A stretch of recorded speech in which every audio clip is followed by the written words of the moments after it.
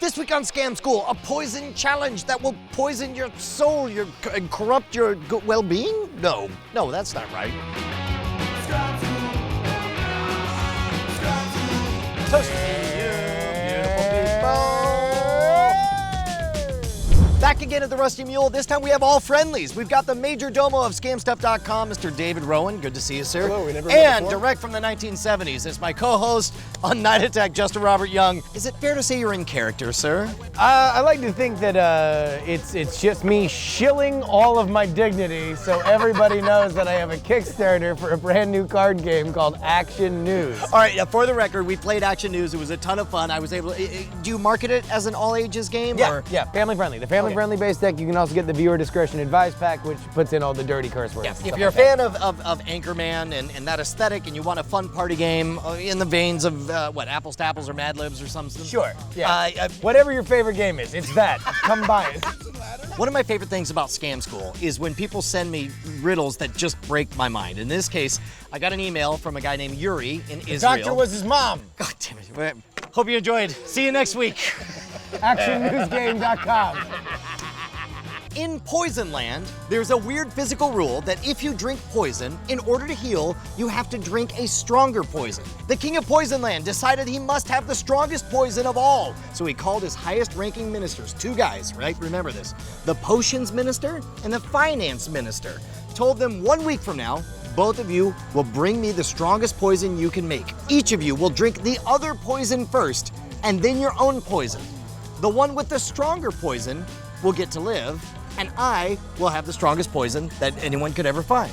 Right, you with me? Yeah. So, next week, finance minister loses his mind. He's a total mess. He knew the potions minister was a master in poisons, and there's no way he could make a stronger poison than him. He couldn't eat or sleep, he was freaking out, and then he had an idea of how he won't have to make a stronger poison than the potions minister, but he will get to live, and the potions minister will die. So the potions minister, he's making a good strong potion, pretty sure of himself, then he gets a phone call, and he finds out the finance minister's plan.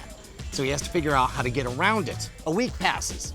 The king summons his ministers. He sees them both enter the throne room, both drink from the other person's bottle first, and then both drink from their own bottle. So no switcheroos, no sleight of hand, no sneaky stuff. Okay.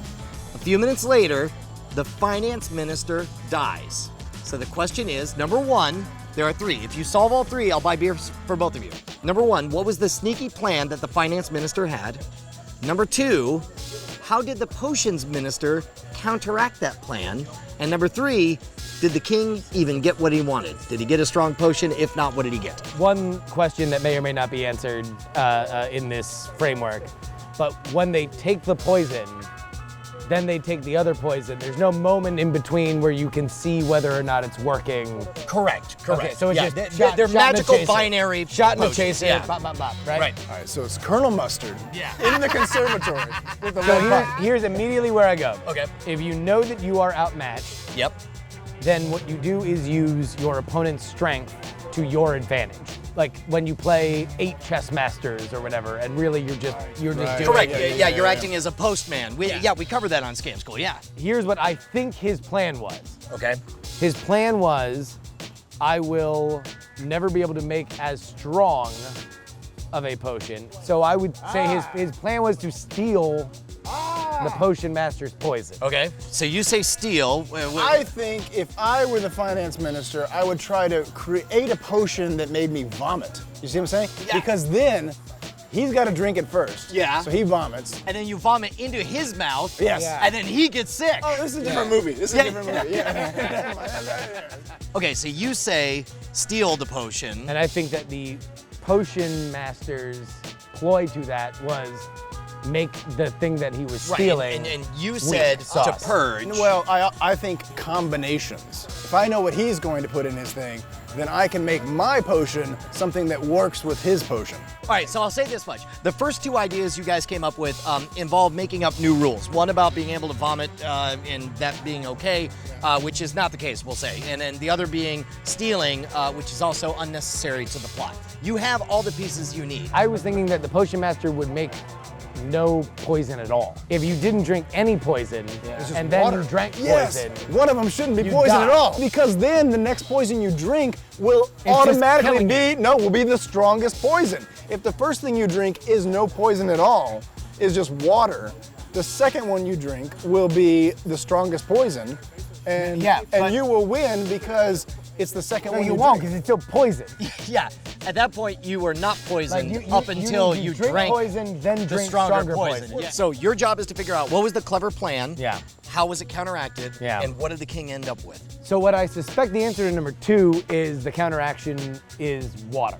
Or like whatever, a non-poison. What I can't figure out is what the plan is if it's not trying to co-opt the potion minister's stuff. Right, so there, and again, that relies on a narrative structure that Which goes we're not outside gonna of the do. box, right? Yeah. So I'm 2 out of 3. I think the way that the potion minister counteracts it is that his stuff is not poison. Okay. And I think that the king does not he assumes that the non-poison is the strongest poison. The clever plan is to let him in on the clever plan. Keep in mind, the clever plan guy is the one who died. The guy who thought he was clever is the one who loses. So what if his clever plan was to have no poison at all?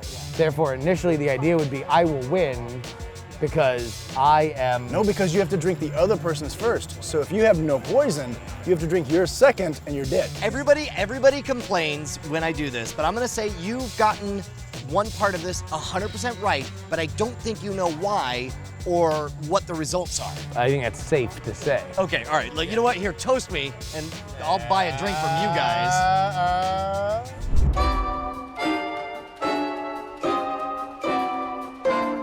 Open on an aerial shot of the Pentagon. And then there's a bunch of computer dudes, and they're all like, oh, sir, these readings are off the chart. I've never seen anything like this. And then there's this steely-eyed scientist who's like, I told you back in Korea that he'd be back. And they're like, shut up, old man. And then they punch him for no reason. He's like, I didn't deserve that. They're like, shut up, you're the big dummy. And then he's got a sign that says, kick me on the back. And he was like, wow, you'll never amount to anything, science guy. You're the worst scientist ever. He's like, oh, but my predictions will be correct. You want your domains fast, easy, and reliable? You think it can go on forever? Well, let me tell you something. The legends will turn out to be true. And some crusty old general with a giant pipe, like just a ridiculously big pipe, he lights a garbage can on fire and then just sucks in a big puff of garbage fire and spits it out and is like, everybody knows that you're wrong about global warming and you'll be wrong about this one too, mister. And they're like, oh, I'll show you. And so he leaves, right? And then calendar shows a bunch of time going by. He's like, I told him that domains can't always be fast, easy, reliable unless the return of Scam Jumbo happens. And he's waiting, but guess what? Scam Jumbo doesn't come back. Instead, he builds Scam Jumbo. Giant mechanized domain registering beast. And he goes, I am Scam Jumbo. Unlike promo code Scam School, I will get you double the discount, 35% off with Scam Jumbo. And then all of the military was like, my God, we were so wrong. We should have listened to him. Why didn't we go to domain.com for fast, easy, reliable domain registrations? And he goes, shut up. This is not an ad. Scam Jumbo. It sells itself. To me, the definition of a good scam school is when you spend enough time noodling on it that you get invested, and when you hear the answer, it is this giant relief of frustration that you feel. This one did it for me, all right? He says, the financial minister's original plan was to drink a weak poison just before he enters the throne room, and then go into the throne room with a bottle of plain water. 2 poisons! 2 poisons, right? So his thinking was, I'll be poisoned walking in, then he'll hand me the definitely stronger poison, and I'll be healed, and then I'll have a drink of water afterwards, right? The potion minister, upon hearing this story, realized that his plan was to do the water thing as well. That way, he'll drink just water from the financial minister. Won't have a stronger poison. Correct, and then he'll have more water afterwards. And all that the potion master has to drink is water. Correct. And so the weak poison kills the finance Correct, minister. So the king drank water. So where we end up is that the finance guy dies of a weak poison that he himself drank before walking into the room. So close. The other guy It's all just drinks water, and then the king gets nothing but water. So water is poisonous. That's what I'm saying. Now we're talking. Let's all drink beer. All right.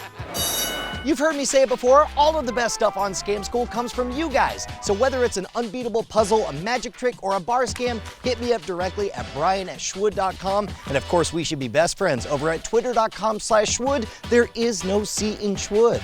If you haven't seen it yet, Jason Murphy and I are on a quest to become the ultimate gentleman, warrior, and scoundrel at the modern road. You're gonna love it. And if you want awesome stuff to keep on you at all times, check out all of our sweet gear at scamstuff.com. If you don't mind, I'm gonna go find, there's gotta be a place open for booze around here, right? This is, what is civilization something?